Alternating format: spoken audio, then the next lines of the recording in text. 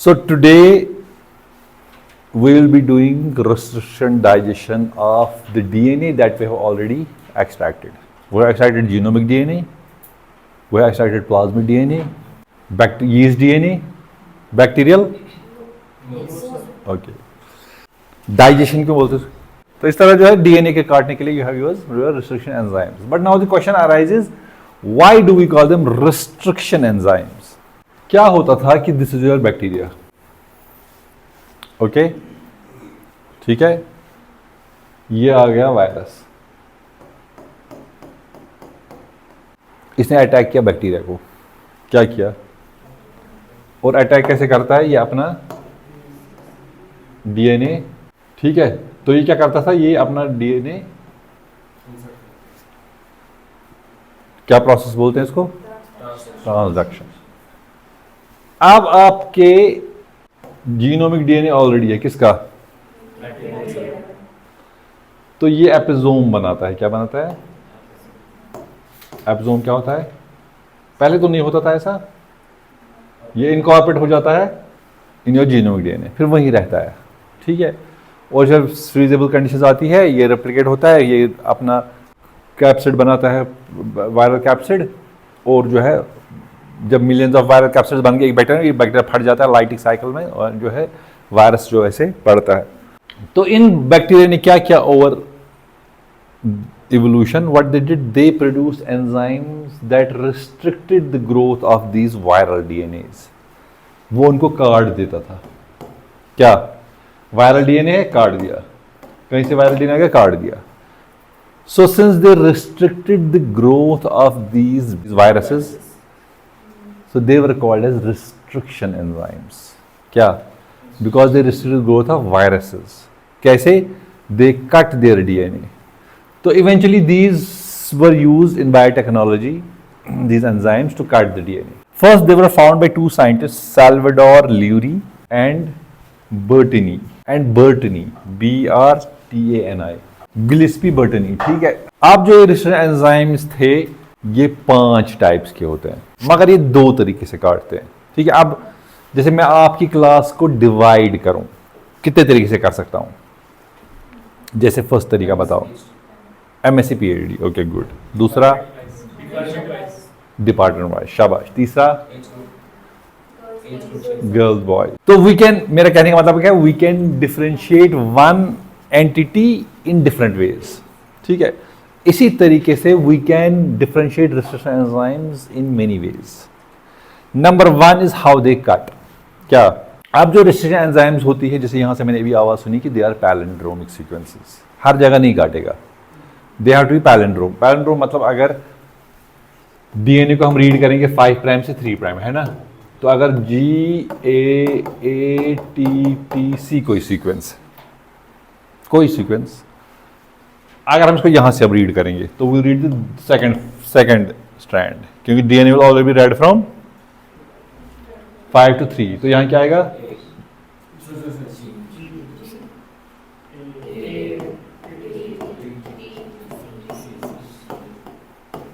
तो same sequence है, same, तो these type of sequence are called palindromic sequence, जो दोनों तरीके से रीड की जा सके, सेम आ जाए दोनों तरीके से। And the restriction enzymes identify these palindromic sequence. 2 domain होते हैं, एक पहचानता है और एक काटता है, क्या,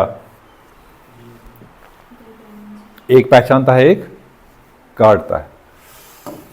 अब कैसे काटता है, 2 तरीके से, so it cuts in 2 ways, either it makes blunt ends or it makes sticky ends. When DNA is cut, which bonds are broken? इस केस में फॉस्फोडाइस्टर बॉन्ड्स आर ब्रोकन, मगर हाइड्रोजन बॉन्ड्स ब्रेक होते हैं, कैसे, अब एक example मैं आपको दूंगा, जैसे फॉर एग्जांपल हजारों रिस्ट्रिक्शन एंजाइम्स, ठीक है, उनकी अलग अलग सीक्वेंस है और they are produced by bacteria, और उनका नाम भी हम बैक्टीरिया के नाम पर ही देते हैं। We name the restriction enzymes according to the name of the bacteria from which they have been isolated. जैसे for example you have an enzyme from E. coli.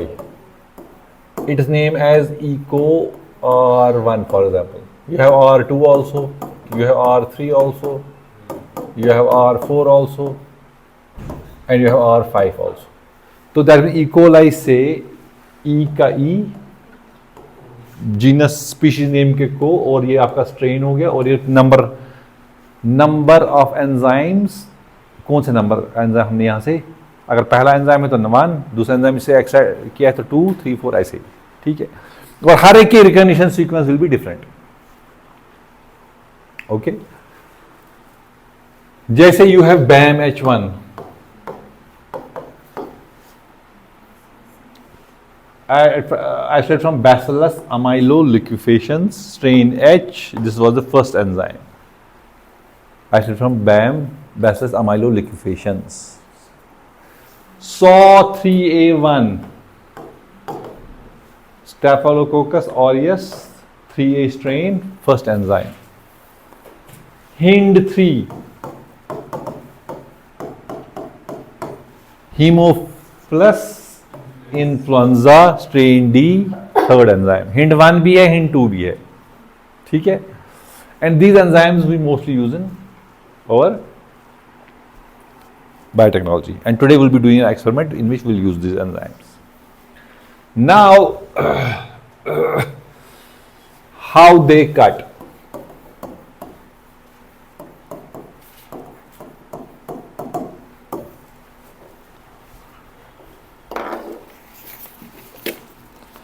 जैसे फॉर एग्जाम्पल एक एंजाइम है GAATTC, ये क्या है, ये किसकी recognition site है? शाबाश, इकोआरम। इकोआरम इज आइसोलेटेड फ्रॉम इकोआरम। अब ये कैसे काटता है? If this is your, दिख रहा है सबको डीएनए सीक्वेंस, इसमें दिख रहा है कोई सीक्वेंस GAATTC, सबको पीछे दिख रहा है, दिख रहा है। तो ये यहां काटेगा, कौन सा बॉन्ड कट गया? शाबाश। और दूसरे स्टैंड पर भी ये यहीं से काटेगा।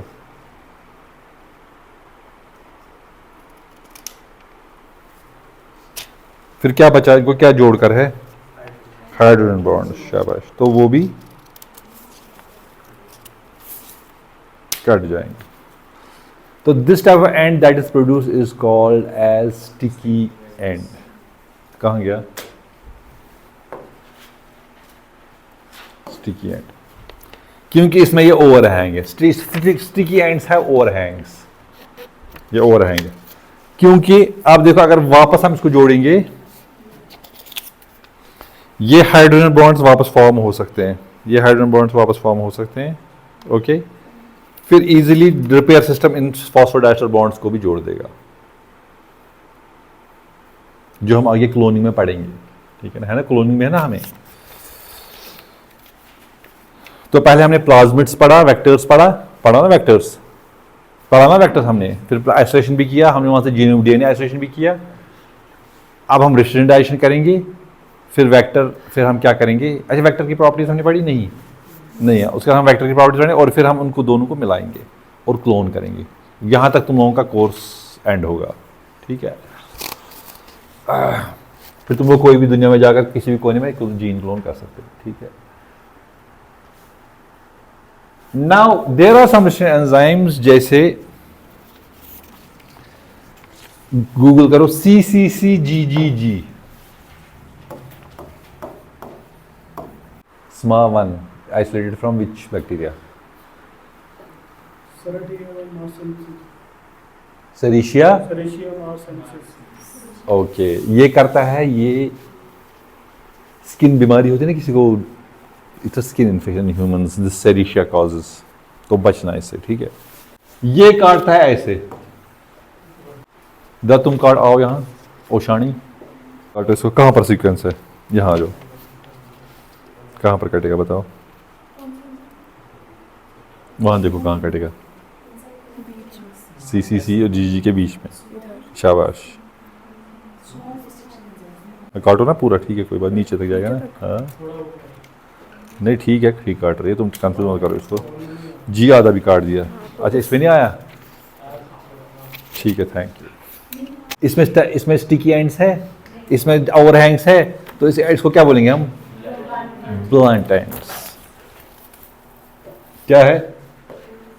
दिस इज अ, तो काटने के तरीके से enzymes are divided into either they produce a sticky end or they produce a blunt end. अब जो resistance enzymes होते हैं ये 5 तरीके के होते हैं। कितने?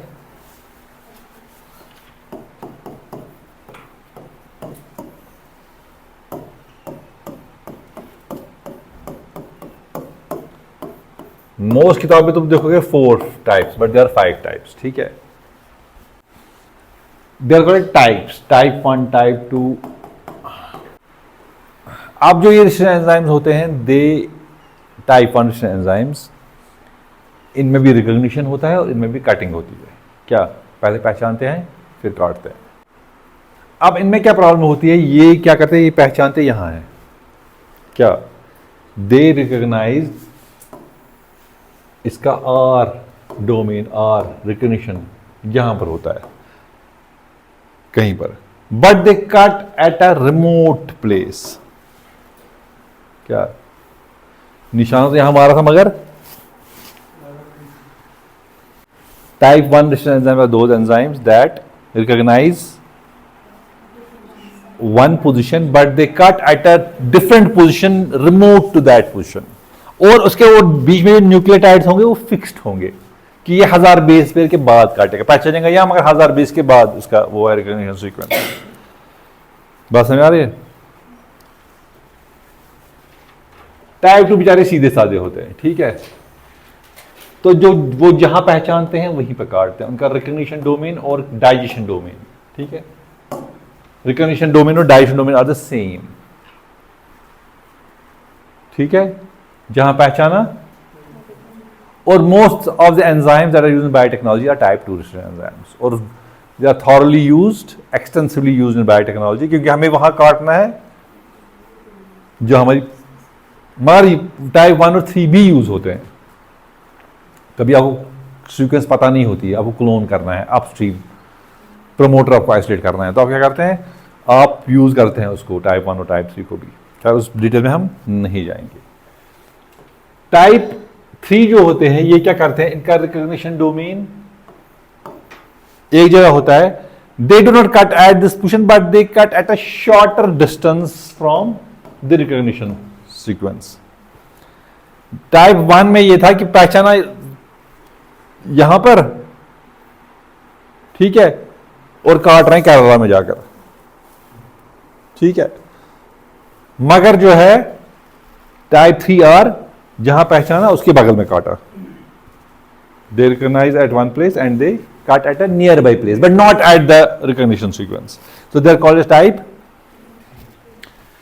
शाबाश।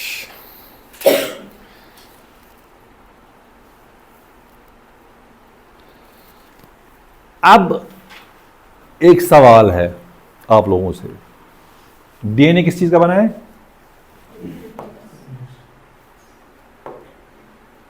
किसका बना है? वायरस का डीएनए, ठीक है, और बैक्टीरिया का डीएनए किसका बना है? हाँ शाबाश, एटीजीसी। और क्या होगा, यही 4 बेसिस है ना। तो जब वायरस अटैक करता है बैक्टीरिया पर और वो उसका एटीजीसी कहीं भी सीक्वेंस काट देता है, ऐसा नहीं हो सकता कि वो अपना डीएनए भी काट दे, वो भी तो एटीजीसी का है, मगर नहीं काटता है। क्यों? मैं तुम्हें एक लाइफ लेसन देता हूं, अपनी जिंदगी में तुम इख्तिसास लाओ। क्या? इख्तिसास। चिलमने दरख्त के साये में तेरा फुरकत से यूं शर्माना, लाइन समझ में आई हो तो मुझे जरूर बताना।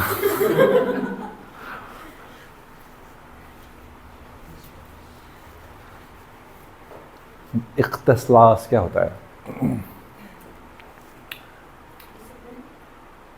हाँ, अ टाइप ऑफ डिसिप्लिन। जैसे मैं आज के बच्चों की बात बताऊँ क्या होता है, ठीक है। क्या आप खाना खाते वक्त मोबाइल देखते हैं? अच्छा, जब नमाज पढ़ते हो, प्रार्थना करते हो, तब क्या क्या ख्याल आते तुम्हें? तो अगर तुम अपनी ज़िंदगी में इख्तिलास, एक तो इखलास हुआ, इखलास यू डू फॉर द, मतलब मैं तुम्हारे से भलाई करूंगा ऊपर वाले के लिए, या वट जो तुम बोलते हो कर्मा, है ना, मैं अच्छा करूंगा तो अच्छा होगा, ठीक है। यह हम भी मानते हैं, यह हर कोई मानता है, हर एक रिलीजन में है। If I do good to you, good will come to me, ठीक है। If I do bad to you, bad will come to me. ये पूरा ये है वो है क्या, कर्ज है ये, ठीक है। इसे कोई बुरा करे तो हंसो, ठीक है, यू शुड बी हैप्पी, ठीक है, क्योंकि उसके साथ क्या बुरा होने वाला है, वाह। और तुम सोचो ऊपर वाला बुरा करे उसके साथ। तो इसे हमेशा कभी रिवेंज नहीं लेना चाहिए, नेवर टेक रिवेंज, ठीक है।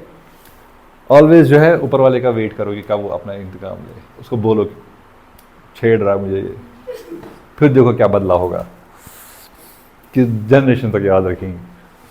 तो सब्र इज सब quality, patience, you should have patience, ठीक है। तो इखलास हम बोलते हैं, जब हम अगर नमाज कोई अच्छा काम करेंगे तो ऊपर वाला हम इसका, उसके लिए ही हम कर रहे हैं, हम दिखाने के लिए नहीं कर रहे हैं, ठीक है। इख्तिलास हुआ जब आप पढ़ाई कर रहे हो तो पढ़ाई ही कर रहे हो, ठीक है। उस टाइम आपको इंस्टाग्राम, दोस्त, चिट चैट, खाना, नमाज नहीं होना चाहिए। जब आप इबादत कर रहे हो उस टाइम इबादत ही कर रहे हो, उस टाइम आपको डिग्री, क्विज, असाइनमेंट जहन दिमाग में नहीं होना चाहिए। जिससे आप खाना खा रहे हो खाना ही खा, जिससे खेल रहे हो तो खेल ही रहे हो। जब आपकी ड्राइव, आपकी डिसिप्लिन बन जाएगी ना, आप देखो आप जिंदगी में कहाँ पहुंचोगे। हमारे लिए प्रोडक्टिव क्यों है? कि I never waste my time, ठीक है। I never miss my class, I never miss my meeting, ठीक है। तो अपने इसको क्यों नहीं काटता वो? ये अपने डीएनए को मिथाइलेट कर देता है,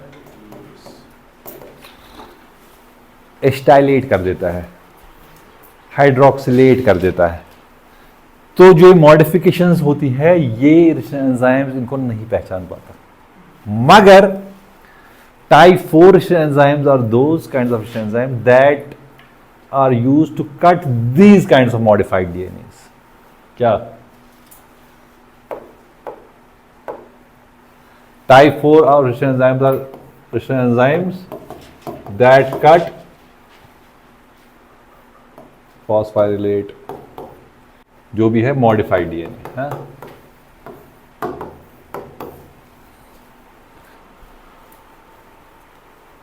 and type 5 are your CRISPR-Cas9 systems. उसमें हमें रिकग्निशन सीक्वेंस की जरूरत नहीं पड़ती। क्या? जैसे अब हम अब बंधे हुए हैं, क्या अगर अब हमें रिकग्निशन सीक्वेंस नहीं है तो हमारा enzyme will not be able to काट, नहीं काट पाएगा ना। वो एंजाइम्स है उन सोर्स से लिए गए हैं जो आपके मॉडिफाइड डीएनए को काट सके। बैक्टीरिया से लिए गए और कहीं से लिए। Enzymes only produced by bacteria, इतना बात याद रखो। तो टाइप 5 कौन से है? जो हमें रिकग्निशन सीक्वेंस की जरूरत नहीं पड़ती, but we use recombinase based oxygen repair systems, और जैसे CRISPR-Cas9। CRISPR-Cas9 में क्या करता है? अगर आपका एक डीएनए है, हमें यहां पर काटना है, इसकी रिकग्निशन सीक्वेंस नहीं है, हम एक एंजाइम देंगे कैंची, और इसके साथ एक रखेंगे हम गाइड आरएनए। क्या रखेंगे? जैसे ये तुम्हारा गाइड आरएनए, ये इस तरह रहेगा, ठीक है। ये क्या करेगा? ये गाइड आरएनए यहां पर बाइंड करेगा, सिंपल, जहां पर हमारा जिसके अगेंस्ट हमने बनाया है। ये this will be complementary sequence जो हम डिजाइन करेंगे बेस्ड ऑन हमें कहां काटना है। तो जब यहां पर बाइंड होगा, इसका जो CRISPR-Cas9 का सिस्टम ये इसको वहां पर डिलीट कर देता है, काट देता है।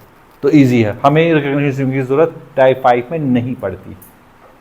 कभी कभार क्या होता है कि हम रिश्ता एंजाइम तो डिफरेंट सोर्सेस से लेते हैं, मगर वो सेम काम करते हैं।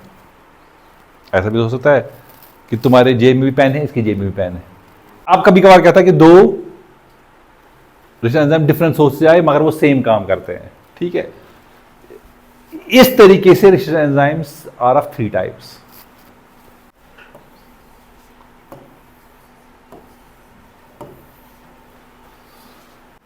अगर रिश्ता enzymes from 2 different sources, recognize the same sequence. So we'll say source 1, so we'll say source 2.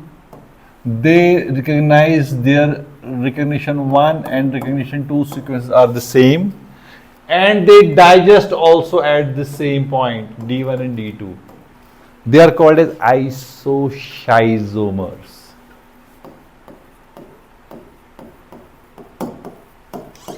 क्या बोलते हैं इनको? Iso. And the examples are HPA2 and MSP1.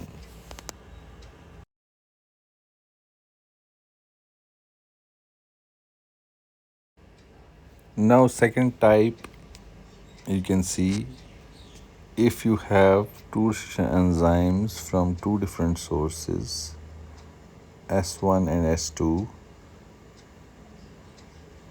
and they recognize the same sequence. इनका recognition sequence same होता है, but they cut at different sites or produce different ends, D1 and D2. So they are called as neoschizomers.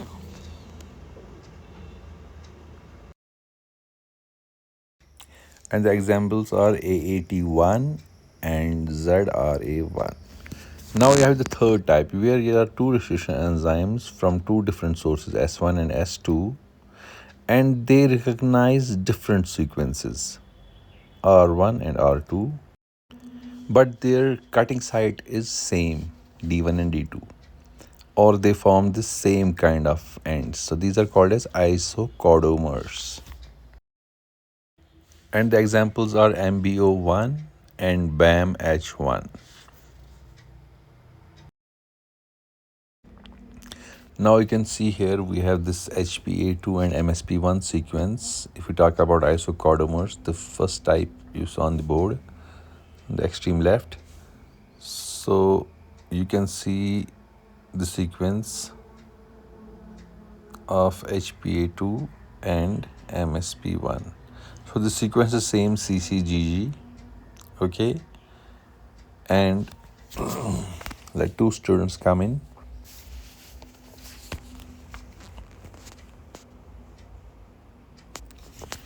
And help me cut these. So these are recognition sequences, okay? And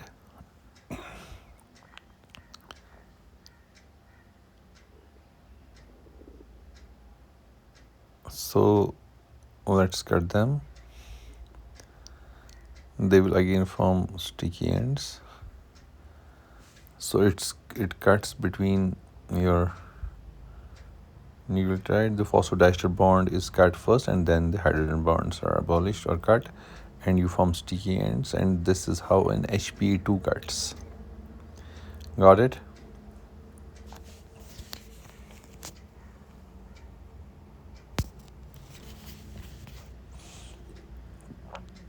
Now we can hold it like this for a while.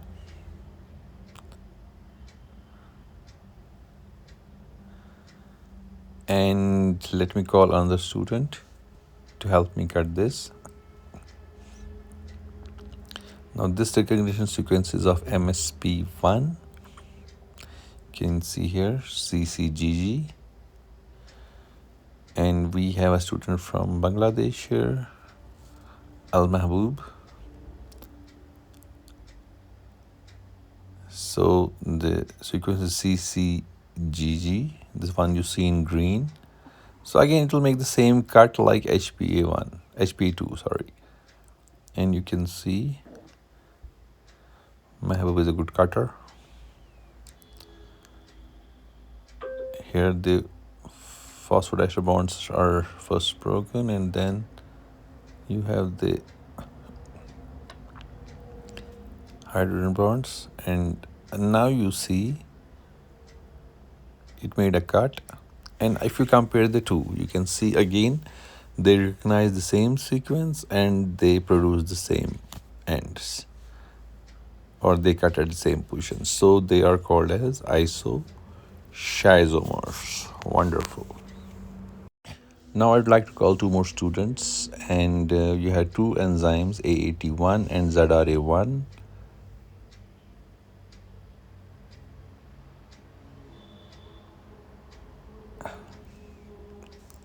You can see the sequence.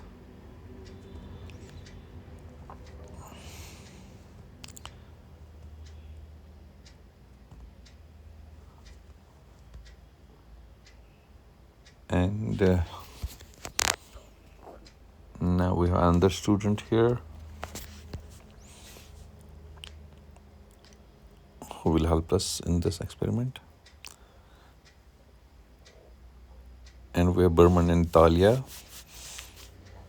Now you can see GAC, GTC is the recognition sequence, okay, in both cases, AAT1 and ZRA1. So here we are trying to describe how neoschizomers work.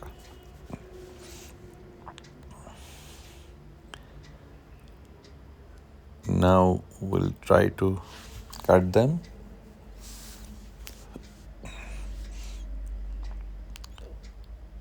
And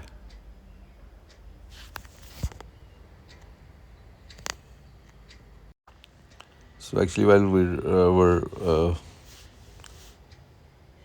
taking a video, or mic died, and so I had to re-record the voice. So I don't know which joke I cracked here. Now Burman is a student from West Bengal, so she will cut the sequence, okay, as per AAT1. So first she will try to cut the phosphodiester bonds and then the hydrogen bonds. I don't know why she's laughing.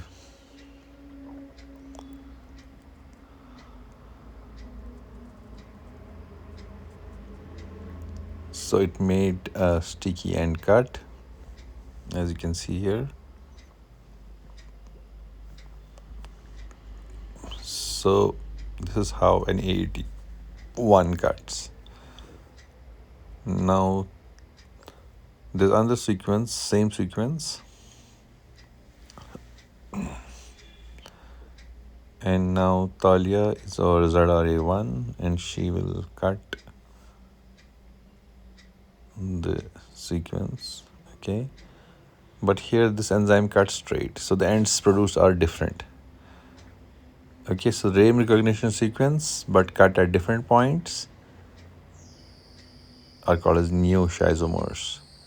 Though here we can see that we have a blunt end and a sticky end, but that does not matter here. So what we want to show here is that this recognition sequence is the same, but the cut site is different. Great. Now we have the third type, isochordamers. So you have two enzymes, MBO1 and BAMH1. So let me call two students. Bhavesh, a wonderful student. Though he joined our class late, but he's picking up. So he is our MBO1.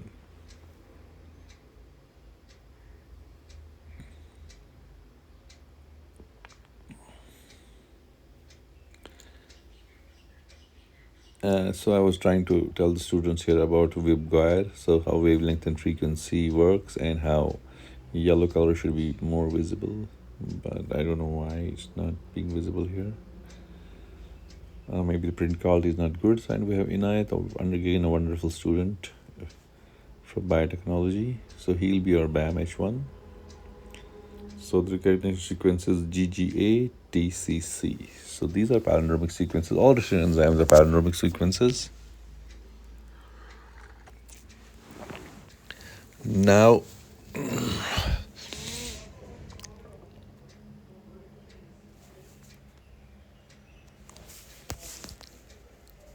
so they will try to cut this.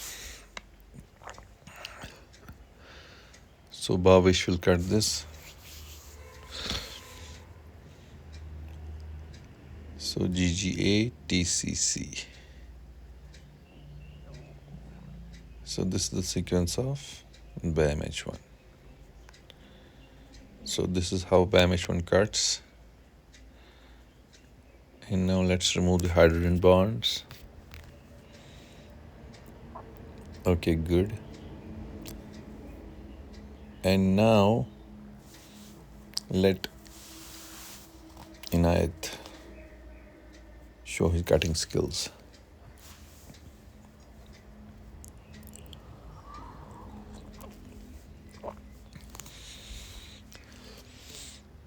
Now Inayat will cut.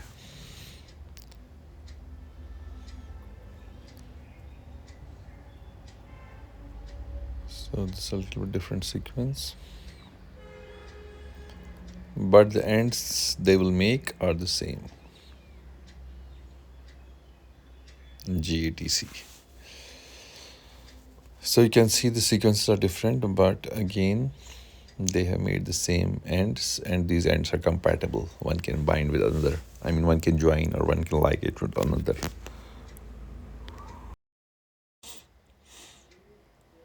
You can pass this to me, and now you can see that the ends are compatible. Two different sequences from two different sources, different recurrence sequence, but this provide the same ends. So these ends can kind of interconnect. So they are the same kind of ends they produce. So they are called as isocaudomers. So another thing you can come up when you talk about restriction enzymes is star activity. So sometimes what happens if you change the pH, you change the temperature, you change the buffer conditions, you change the cushioning. So restriction enzymes cutting ability changes. So for example, if you have a GAATTC recognition sequence of an enzyme, and then you change the buffer condition in such a way, so this enzyme usually cuts between G and A. Here, this cuts like this. So if somewhere there's a sequence GA or like any sequence on the flanking, so since the vision of this enzyme is blurred due to star activity, so it knows it has to cut between G and A. So it will cut between G and A,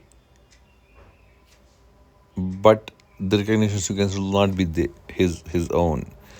So means it can cut anywhere. So that's what we call as star activity. Now, what is the probability that a restriction site, if it is at one particular point, say position 1 on a DNA, so after how many nucleotides again this sequence will come again? You have 4 nucleotides GATC, okay. So from there's a recognition sequence of any restriction enzyme that has a 4 nucleotide recognition sequence, for example GATC. This should be palindromic. So if this GATC is say at position number 1 in this DNA stretch of say 1,000 base pairs, after how many base pairs is the probability that this sequence will come again? So to do the math, so for say this is 1,000 base pair sequence. So we use the formula 4 to the power n. 4 are your nucleotides, GATC. We know that you have 4 nucleotides. So 4 to the power, the number of nucleotides that are recognized by restriction enzyme. For example, in this case, GATC recognized by restriction enzyme. So 4 to the 4 is 16 to 16 is I think 256. And so if the sequence is at position number 1, recognition sequence is position 1, and restriction enzyme cuts at position 1, it will again cut after 256 and again after 256. This is the probability. So this can cut this DNA for at least 3 times. So these kind of cutters are called as frequent cutters. Now if you have a restriction site of say 6 base pair GATTC, and if this sequence comes at position number 1 in any nucleotide, say this 1,000 base pair long nucleotide sequence, after how many base pairs the sequence will come again? So we'll do 4 nucleotides GATC to the power 6. So 6 is the number of nucleotides recognized by a restriction enzyme. So that will be around 4096 base pairs. That will, this sequence will come after 4096 base pairs after it has cut once. So that's the probability. Now we'll do the experiment for today. So it's a simple experiment. It will take us 1 hour, not more than 1 hour. So you will have to add DNA, then buffer, then restriction enzyme, and then incubate at 37 for like 1 hour. So you have the DNA, you have the buffer. So buffer usually is 10x, so we'll use 1x, and we fill the remaining volume with water. So DNA we'll use say 5 microliter, buffer is 10x, so we'll use 1x. So you guys can calculate so how much buffer we have to use. So we'll use the formula working by stock into final volume. Working is 1x, stock is 10x, into final volume is say 20 microliter reaction. So this will be equal to 2 microliters. Easy peasy, Japanese. So then we use around 1 microliter of enzyme. So 1 unit of enzyme is usually used to cut 1 microgram of DNA. So you can calculate math, you can do the math. So you have to know the concentration of DNA before you set up a reaction. So in this case, say our 5 microliter contains 1 microgram of DNA. So this we can do by spectrophotometrically using ODA 260, and we'll do that experiment later. And the remaining 12 microliters is water, so total microliters are 20 microliters. Incubate at 37 degree for say 1 hour, and then run the gel. So always keep controls. So we'll run the ladder, then the DNA that's cut. So we'll be using 2 types of DNAs, genomic DNA and plasmid DNA, and see how they behave when we cut them with the restriction enzyme. So when we run genomic DNA, so where do we get the band? So we get the band near the well, and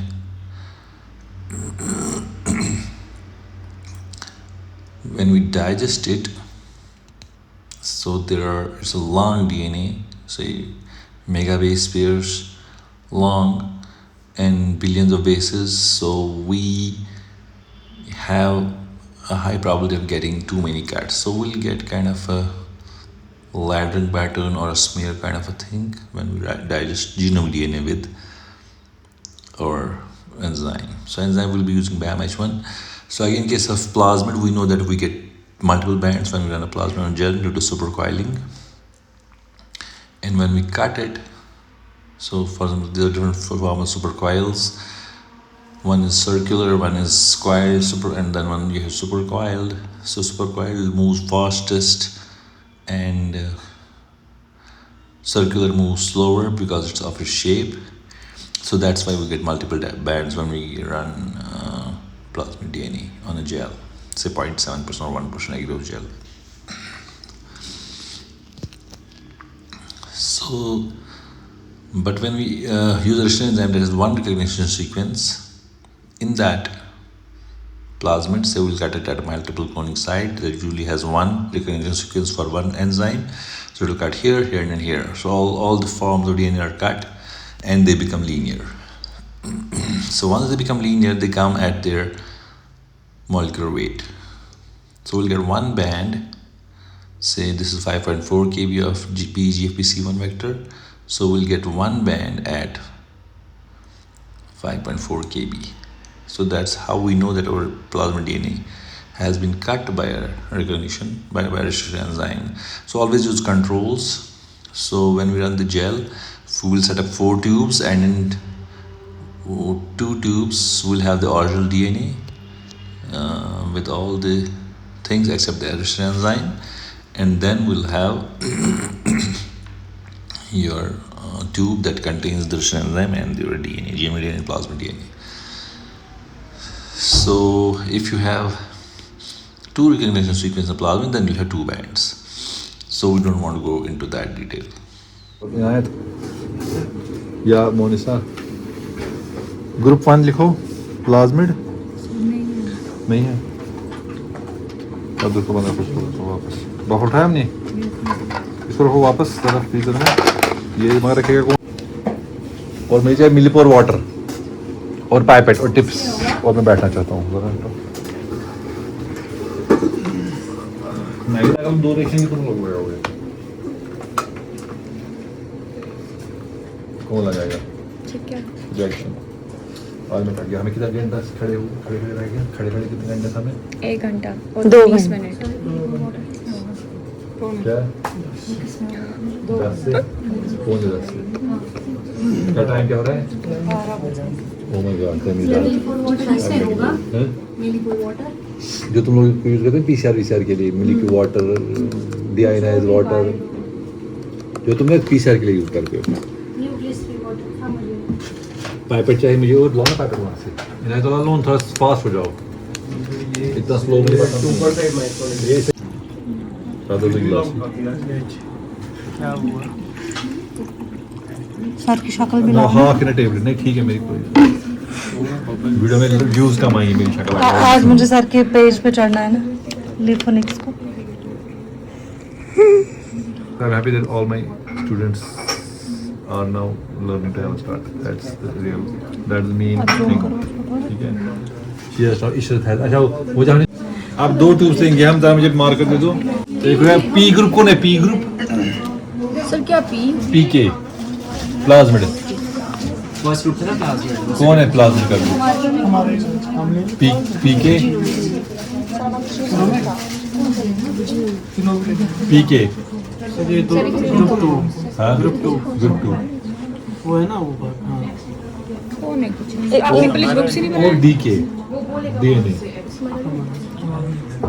PK and DK ये हवा मतलब ठीक हो।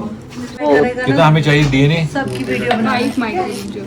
ठीक है sir बना रहे हैं, उसको कर लेते हैं फिर पीते हैं। एक इसमें डल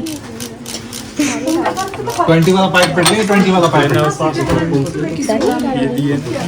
डल एक एक करके। पीके ग्रुप। सर यहाँ ठीक है, तो first you will add your plasmid. Okay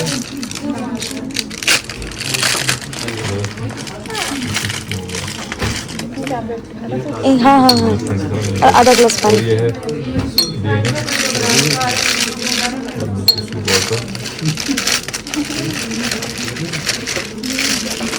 इसमें से डालो पानी, आधा ग्लास डालो। आधा ही डालो, हाँ ये ज़्यादा वो कंसिस्टेंट बन जाता है। आज शाम को सबकी स्टोरी पे ये चाहिए, मुझे टैग करना है, ठीक है? मुझे टैग करना। नाम क्या है?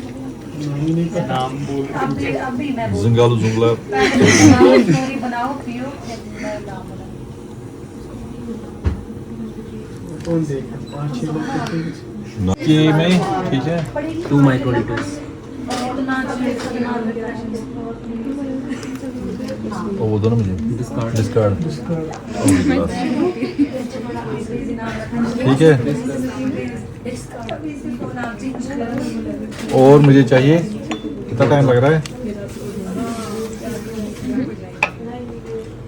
और मुझे चाहिए क्या? वाटर कितना? 12 माइक्रोलीटर्स। 10 12 था वाटर 12 माइक्रोलीटर्स। मैंने नहीं लिखा। टोटल 20।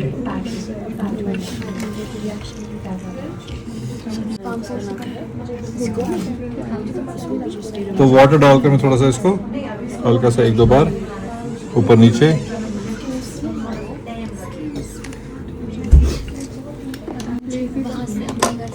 एंड अब मैं इसको करूँगा थोड़ा मिक्स। नहीं पहले मैं एंजाइम डालूंगा। 1 माइक्रोलीटर।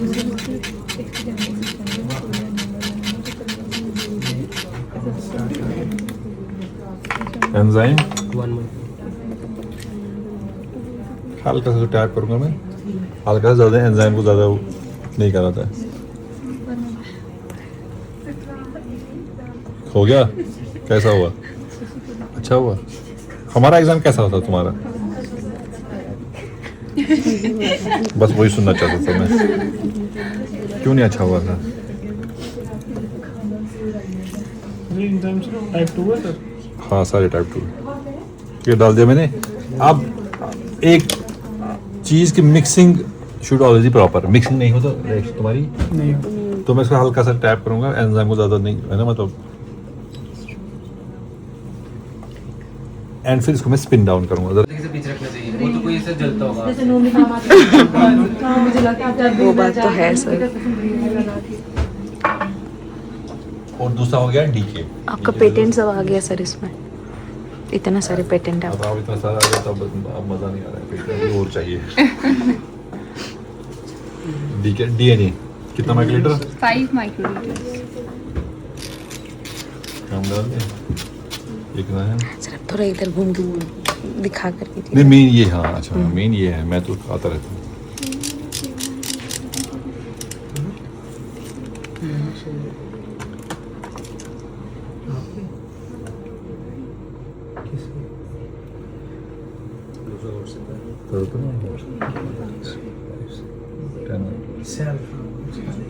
पाइपेट बेचारी खराब हो गई है। ठीक है, ये डाला डीएनए। नेक्स्ट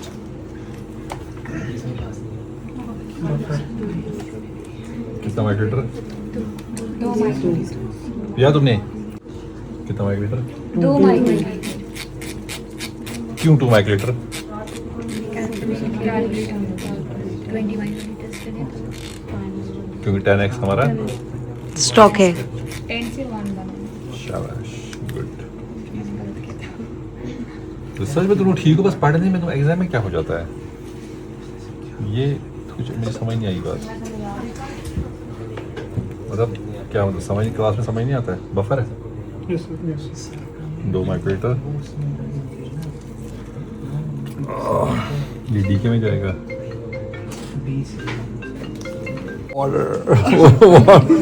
वाटर डाल कितना? 12 माइक्रोलीटर।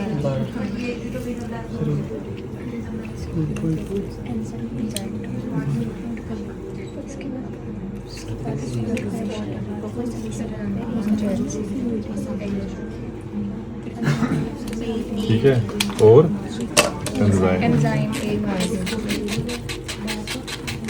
दिख रहा है तुम लोगों को वहां से? ये से दिख रहा है थोड़ा थोड़ा। और बच्चे शिकायत करें, एक बैच जो होता है वो आगे होता है और पीछे बेचारे उनको दिखता नहीं है, तो थोड़ा तुम वो क्या करो ना, रोटी का। ये वायरस कहाँ का था? अगर बंगाल का वायरस था मैं तो गया काम का, मैं तो गया काम से। 1 माइक्रोलीटर एंजाइम मतलब चाय जैसे बनाते हैं, अब थोड़ा बहुत ज़्यादा क्वांटिटी में डालते हैं, 1 कप दूध, 1 कप पानी, 1 कप वो, 1 चम्मच चीनी, सिंपल वही है, बस क्वांटिटी काम है। मतलब रिसर्च करना हो गया, खाना बनाना। हाँ सर, खाना लेकिन गलत बनेगा तो उसमें मस्त नहीं है। यहाँ कुछ नहीं, अगर तुम रिसर्च अच्छे हो तुम खाना भी अच्छा बना सकते हो, है ना? जो खाना अच्छा बनाएगा इसका उल्टा है। हाँ ऐसा ही है, सही बोल रहा है ये, इसका उल्टा है, मगर हाँ अब तो ज़्यादा बोल दिया। थोड़ा सा इसको मिक्स करूँगा, ठीक है? और हमेशा मिक्सिंग के बाद विल ऑलवेज स्पिन, ठीक है, ताकि सारे कॉन्स्टेंट तुम्हारे, तो ये पीके है और ये डीके है, ठीक है? करो करो बंद, छोड़ो छोड़ो, हो गया। और हमेशा मिक्सिंग एंड स्पिनिंग डाउन, हमेशा। स्पिन करना था। हाँ बस तुम्हें क्या, तुम्हें ज़्यादा स्पिन करना है। तो ये 20 माइक्रोलीटर रिएक्शन हियर, ठीक है? And now will put it in a float. Float है हमारे पास, फ्लोट रैक छोटा गोल होता था ना हमारे पास, दो वो कैंची दो ना, कैंची, ये है कैंची, ये लो पकड़ो, हिलाना नहीं ज़्यादा, ठीक है? कटेगा।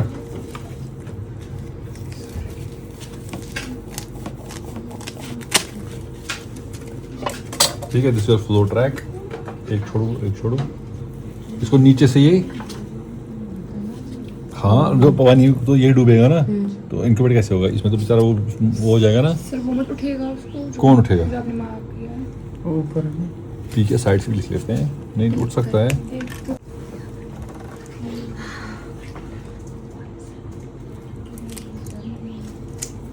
ठीक है,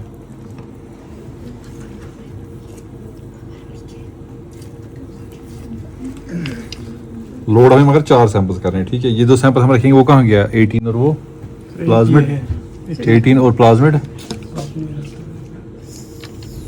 आपने निकाला सर, आपको चूज करना है, आप रखना है कंपैरिजन के लिए। ये क्या है? कौन सा लिया था, कौन सा नाम क्या था? प्लाज्मिड था ना, ये है ना प्लाज्मिड। दो हाँ यार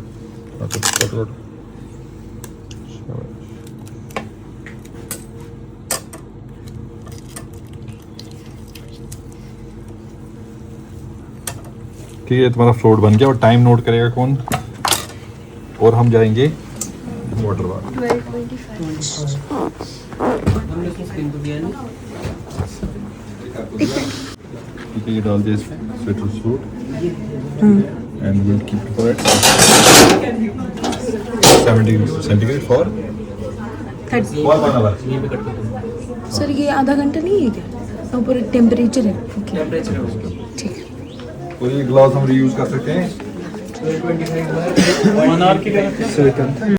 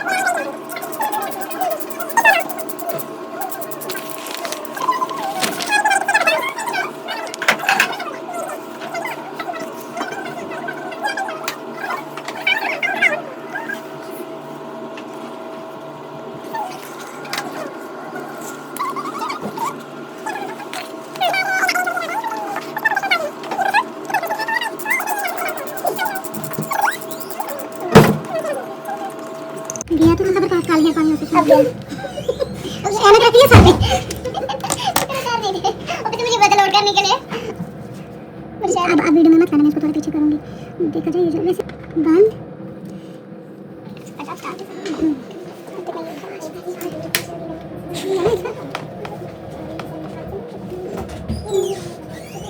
इसको रखते हैं ठीक है 40 मिनट्स में हो जाता है। हमारे सारे यूज टिप्स है। हाँ ये दो ही नीचे उठाओ उनको देखो हमें कैसे पता चलता है यहाँ से ना ये बबल्स उठते हैं, लेकिन मुझे नहीं दिख रहा है कि इसको उठे। आप इधर से देखो ना, इधर से दिखा नहीं है भाई। अभी रन कर दो।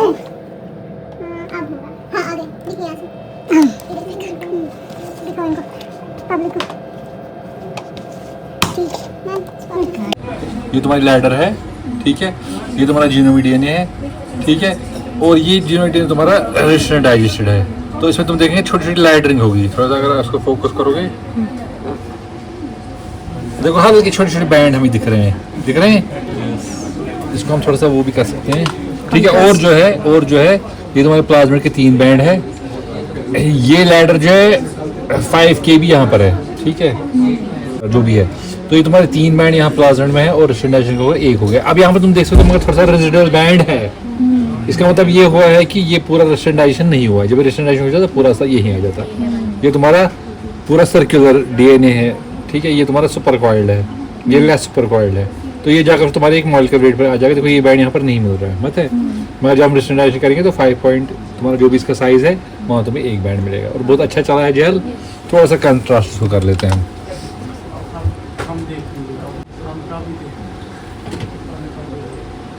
सर रोटेट करें। हाँ बिल्कुल, कर लो रोटेट।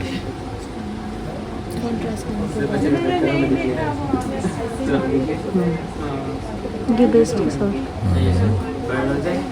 ये बैंड होना चाहिए। ये वाला भेज ग्रुप में शेयर कर दीजिएगा सर।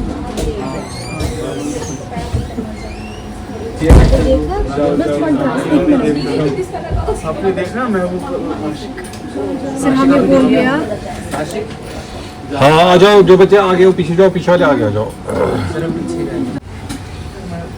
तो ये लैडर है, ठीक है, लैडर है, ठीक है। ये तुम्हारा जीनोमिक डीएनए अनकट। फिर जब तुम उसको काटते हो तो तुम्हें लैडरिंग मिलती है। तुम देख रहे हो लैडरिंग, स्मेयरिंग भी जब उसको और डिस्ट्रीब्यूशन करेंगे तो स्मेयरिंग हो जाए। तो छोटे छोटे फ्रैगमेंट बनते हैं, इतना बड़ा जीनोमिक डीएनए होता है कि हर एक साइज का फ्रैगमेंट में बनता है, तो हमें लैडरिंग दिखती है या स्मेयरिंग दिखती है, ठीक है। और थोड़ी देर डिस्ट्रीब्यूशन करेंगे तो ये ओवर लैडरिंग फाइन हो जाएगी, फिर ये हमें ये बैंड नहीं दिखाई देंगे। ये प्लाज्मिड डीएनए के 3 बैंड है, ये 1 2 और 3, लेकिन जब रेस्टेंडाइजेशन होगा तो तुम्हारा एक ही बैंड आएगा। ये सबसे हाईली सुपरकॉइल्ड है, ये मीडियमली सुपरकॉइल्ड है, और ये सुपरकॉइल्ड नहीं, ये ओपन सर्कुलर, ये सर्कुलर है, नॉट ओपन। ओपन सर्कुलर होगा जब हम एक साइड काटते हैं, तो ये सर्कुलर है। तो ये काट के फिर एक ही जगह आ गया है 5.4 kb पे। मगर जो यहाँ पर देखोगे थोड़ा सा ऑलरेडी रेजिडुअल थोड़ा सा यहाँ रह गया है, ये पूरा कट नहीं हुआ है, थोड़ा सा रह गया है। अगर तो और थोड़ी देर रेस्टेंडाइजेशन, इसे प्लाज्मिड डीएनए की रेस्टेंडाइजेशन हम थोड़ा सा ज़्यादा देर तक करते हैं, तो तुम्हारा ये एक ही बैंड यहाँ पर होना चाहिए, जो हमें बड़ा अच्छा है। इसको तुम नेगेट कर दो, ये हमारा या तो एंजाइम कम है, या एरर नहीं है, या हमने कम टाइम के लिए इंक्यूबेशन किया है। और करते तो सारा रेस्टेंडाइजेशन हो जाता। तुम्हें कमरे में 100 लड्डू के साथ बंद कर दिया, 100 लड्डू के साथ बोलो खाते रहो, तुमने भी 20 खाए थे, मैंने तुम्हें निकाल दिया बाहर, तो अगर मैं तुम्हें और रख देता ना तो आप तुम सारे खा पाते। समझ रहे हो? तो एंजाइम तुम्हारा वैसे एक्ट करता है बस।